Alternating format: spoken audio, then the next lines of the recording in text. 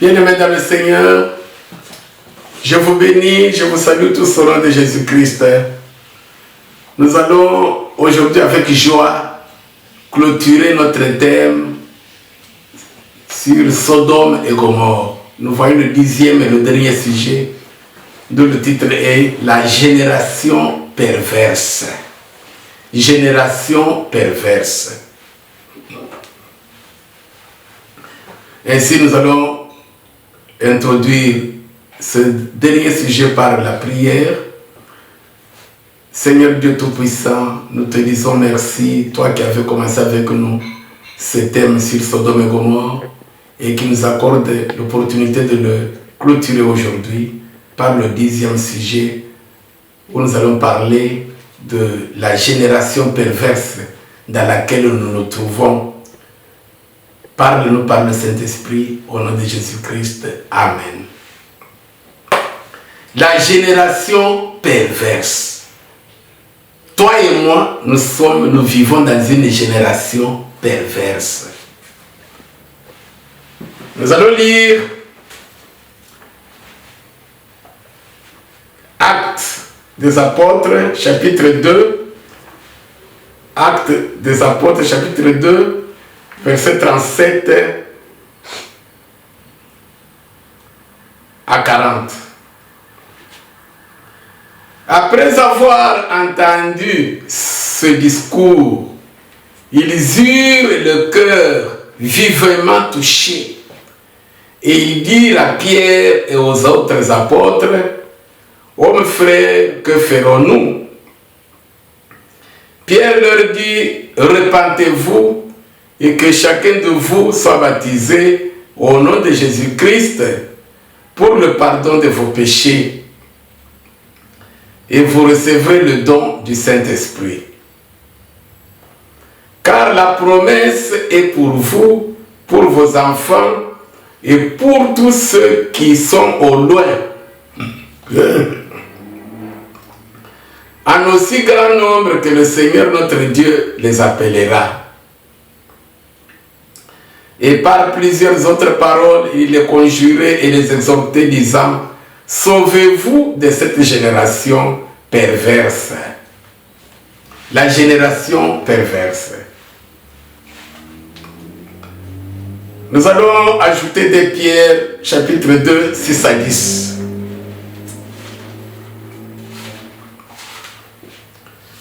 Deux Pierre, chapitre 2, 6 à 10.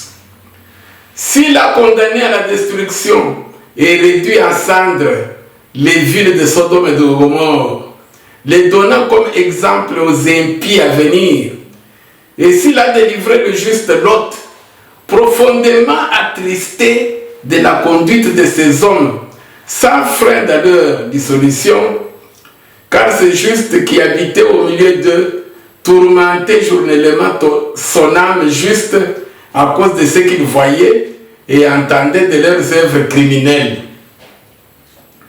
Le Seigneur s'est délivré de l'épreuve des hommes pieux et réservé les injustes pour être punis au jour du jugement, ceux surtout qui vont après la chair dans un désir d'impureté et qui méprisent l'autorité. Audacieux et arrogants, ils ne craignent pas d'injurier les gloires. La génération perverse, nous venons de lire, à l'église primitive, l'apôtre Pierre, quand il a prêché, la Bible dit ceux qui étaient là, l'auditoire, qui les écoutait, ils eurent le cœur vivement touché et lui demandèrent: Que ferons-nous, frères, pour être sauvés? Pierre leur répondit: Repentez-vous, faites-vous baptiser au nom de Jésus-Christ, vous recevrez le pardon de vos péchés, car la promesse est pour vous. Mais maintenant, ce qui nous intéresse à la fin, au verset 40, il leur dit: Sauvez-vous de cette génération perverse. Qu'est-ce que la génération? Quelle est la génération perverse? Parce que nous parlons des derniers temps. Ça sera comme du temps de Sodome. Depuis la chute de l'homme, Adam et Ève, Dieu avait maudit l'homme, maudit le sol, la terre, maudit les cieux et toutes les planètes. Et Dieu les avait réservés, nous avait réservés pour le feu éternel avec Satan et ses anges. Mais dans sa miséricorde, Dieu a envoyé son Fils unique. Dieu a tant aimé le monde qu'il a donné son Fils unique, afin que quiconque croit en lui ne périsse point avec Satan et les anges, ses anges. Non. Voilà. La génération perverse, la génération méchante et adultère, la génération corrompue, ce sont les qualificatifs que Jésus donne à cette génération. C'est une génération après la chute de l'homme, une génération maudite, une génération déjà réservée à aller au feu éternel avec Satan. Mais le Seigneur Jésus, le Fils unique de Dieu, est venu avec la bonne nouvelle. Quiconque croit en lui, il sera sauvé de ce feu là-bas, sauvé de cette génération. Voilà pourquoi Pierre leur dit, comme maintenant vous avez cru, oh, vous êtes fait baptiser. La Bible dit, nous avons lu ensemble, il les exhortait, il les conjurait, il exhortait plusieurs paroles en disant, sauvez-vous de cette génération perverse. Aussi longtemps que nous habitons dans ce corps et que nous sommes sur cette terre, n'oublions pas que cette chair, ce corps ici, et ce sol ici, cette planète, c'est maudit. Même les cieux que vous voyez. C'est pourquoi la Bible dit Dieu va créer de nouveaux cieux et une nouvelle terre où la justice de Dieu habitera. Pour aller plus rapidement, ainsi donc, si tu es chrétien, si je suis chrétien, c'est déjà une bonne chose. Mais nous devons nous sauver de cette génération perverse. Comment? Quand on leur a prêché la parole, la Bible dit, ils eurent le cœur vivement touché et ils se repentirent. Nous aussi, nous nous sommes déjà repentis. Maintenant, pour nous sauver, aussi longtemps que nous sommes dans cette chair, parce qu'elle sera détruite, cette terre sera détruite. Pour nous sauver, nous devons avoir de la contrition, du regret, de la tristesse. Si nous arrive involontairement de pécher contre Dieu, la contrition, le regret du péché. Ah, pourquoi aujourd'hui j'ai calomnié ma soeur? Ah, pourquoi aujourd'hui j'ai été insoumise à mon mari?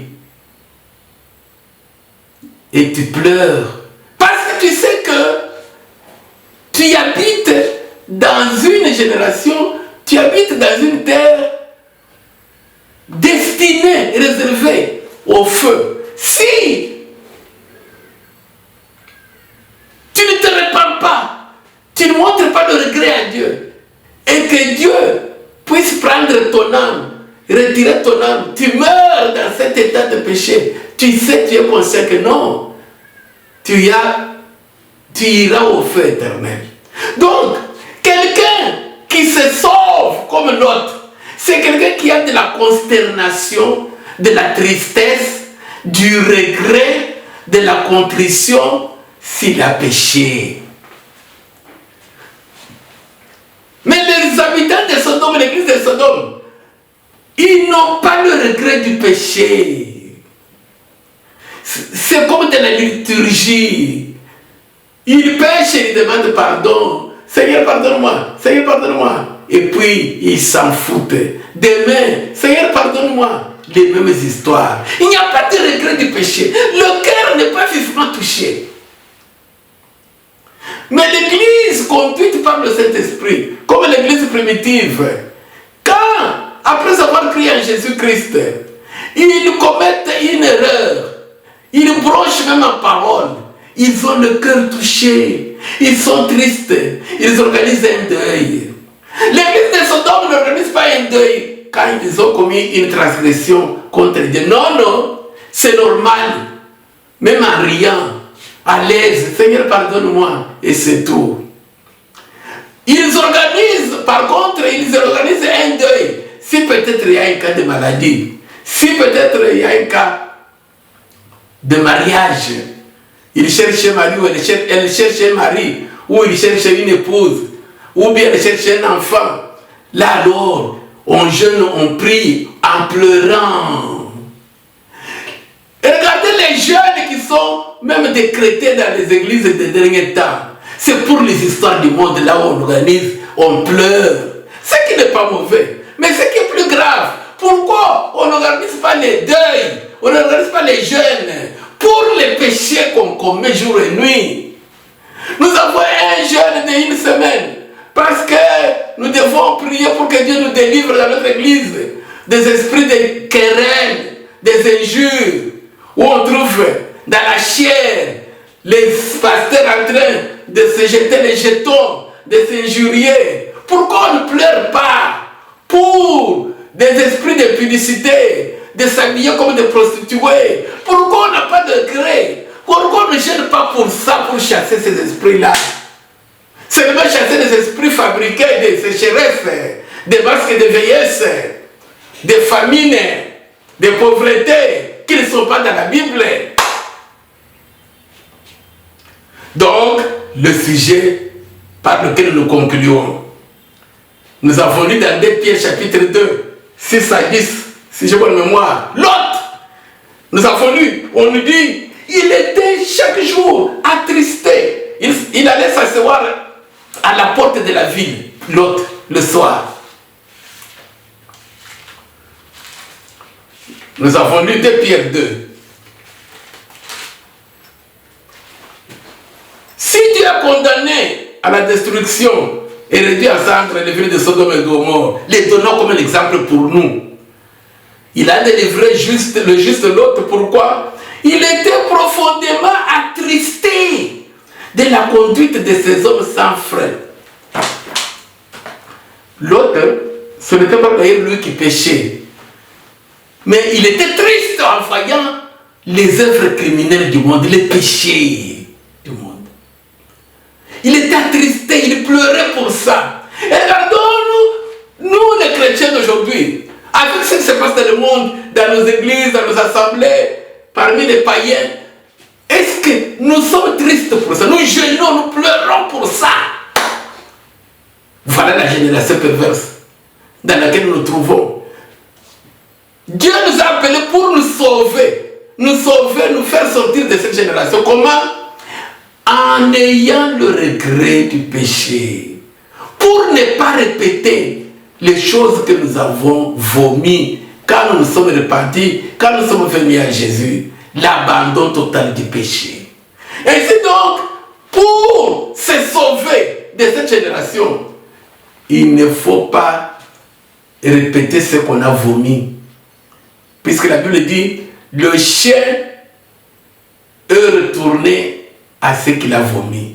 La truie, la veille, est retournée dans le bourbier. Et pour y arriver, ne pas retourner dans le bourbier, c'est-à-dire revenir aux choses que nous avions confessées. Dieu nous donne un secret.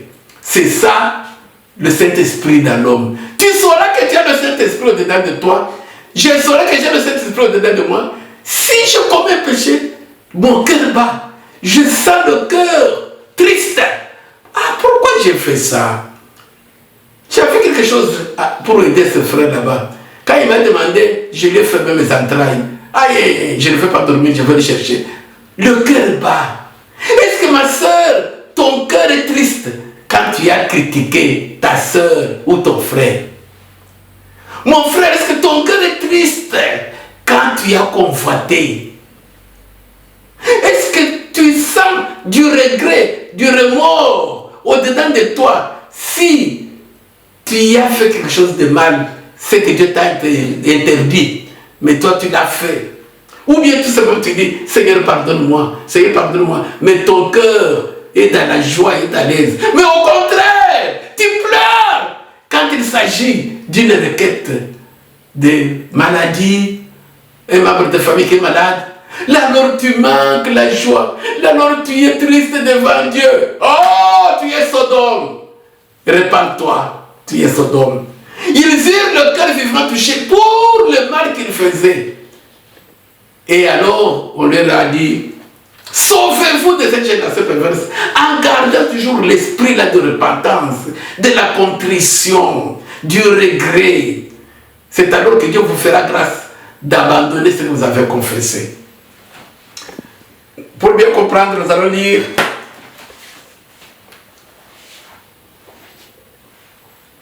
Jean 8, 30 à 36.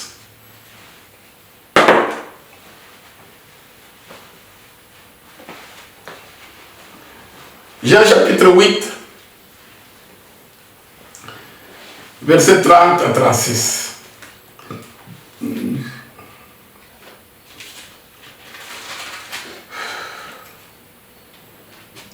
Comme Jésus parlait ainsi, plusieurs crurent en lui. Et il dit aux Juifs qui avaient cru en lui, si vous demeurez dans ma parole, vous êtes vraiment mes disciples. Vous connaîtrez la vérité et la vérité vous affranchira. Ils lui répondirent, nous sommes la postérité d'Abraham et nous ne fûmes jamais esclaves de personne. Comment dis-tu, vous deviendrez libres?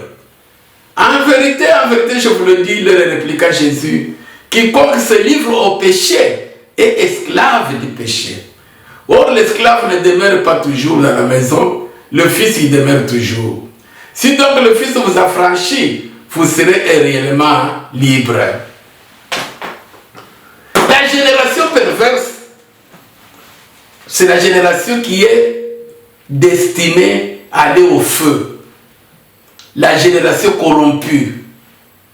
Maintenant, celui qui est sauvé, celui qui est comme l'autre, c'est celui qui, vivant dans cette génération là-bas, lui, il en est sorti. Il se sauve comment? Il condamne le mal que fait cette génération. Et si lui-même tombe par malheur dans les péchés, involontairement, il a de la tristesse. Il est profondément triste comme l'autre. Il pleure devant Dieu. Même si lui n'a pas péché, mais il pleure pour les autres. Parce qu'il nous faut le feu qui va tomber sur Sodome. C'est-à-dire le feu qui va brûler le prochain qui est en train de faire du mal. Est-ce que nous avons la tristesse devant les péchés qui se commettent au monde?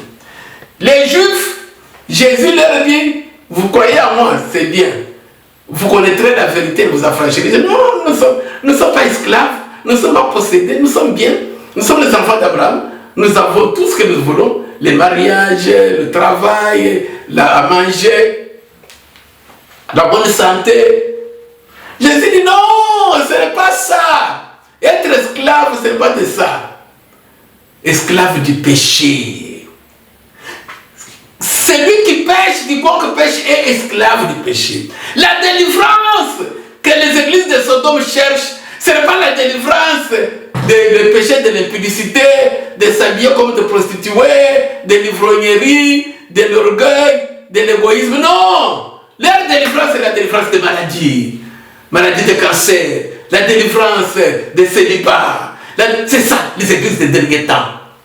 Est-ce que vous avez déjà entendu parler de...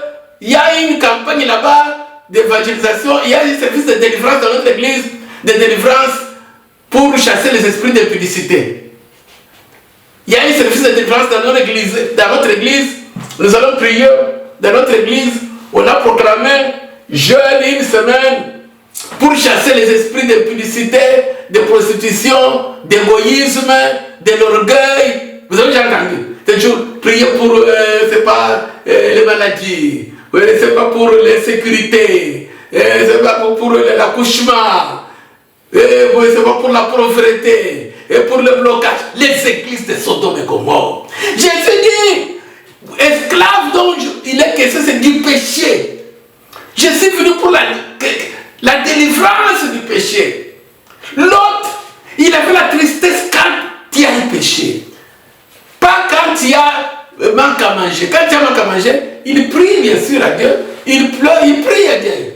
Mais pourquoi nous prions seulement, nous pleurons seulement quand il y a la faim. Mais nous ne pleurons pas quand il y a des calomnies. Nous ne pleurons pas quand il y a les injures. Ah, voilà l'église de Sodome, les églises des derniers temps. Je vais lire le dernier passage parce que la conclusion a toujours été brève.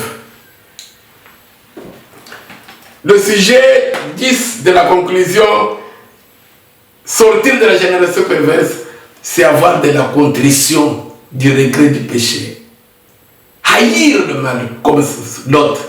Il était chaque jour profondément, nous avons lu, journellement triste, profondément triste pour les œuvres criminelles qui se passaient. Et regardez les œuvres criminelles qui se passent dans notre siècle, dans notre temps. Mais nous les chrétiens, nous sommes à l'aise, nous sommes bien.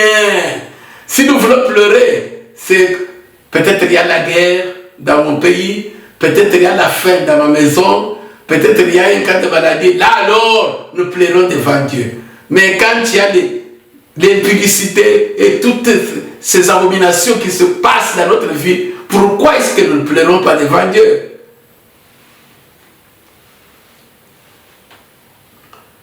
Le dernier passage que nous allons lire pour clôturer, Lamentation chapitre 3, verset 39. Jérémie, Lamentation de Jérémie chapitre 3, verset 39. C'est un verset que beaucoup d'entre vous connaissent bien, mieux que moi. Pourquoi l'homme vivant se plaindrait-il que chacun se plaigne de ses propres péchés? Amen. Pourquoi l'homme vivant se plaindrait-il que chacun se plaigne de ses propres péchés? Qui dira qu'une chose arrive sans que l'Éternel est en son auteur? N'est-ce pas du très haut que viennent les mots et les biens? Pourquoi l'homme vivant se plaindrait-il? Un chrétien qui est comme l'autre, qui n'est pas membre de l'église de Sodome. Les gens de Sodome se plaignaient quand il y avait peut-être un problème d'argent, un problème de guerre, comme on était venu les enlever, les attaquer. Là, ils ont pleuré partout. Abraham est venu les secourir. Mais pour l'homosexualité, non, c'est normal. Non, Dieu pardonne, demain il retourne. Et regardez aujourd'hui, le demande de pardon dans nos prières, c'est devenu comme une liturgie, comme une habitude. Seigneur, pardonne-moi, pardonne-moi, le sang de Jésus, demain, pardonne-moi, le sang de Jésus. Il n'y a pas de remords, il n'y a pas de tristesse. Mais quand il y a un problème de maladie ou un problème de crise d'argent, c'est alors les larmes.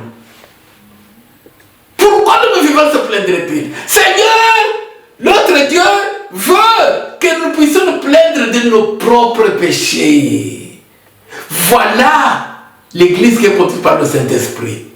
Et pour d'autres choses, on prie et on garde le silence. C'est donc qu'il est écrit. Et recommande ton sort à l'Éternel. Garde le silence. Recommande tes projets à Dieu. Recommande ton sort à l'Éternel. Garde le silence. Il agira.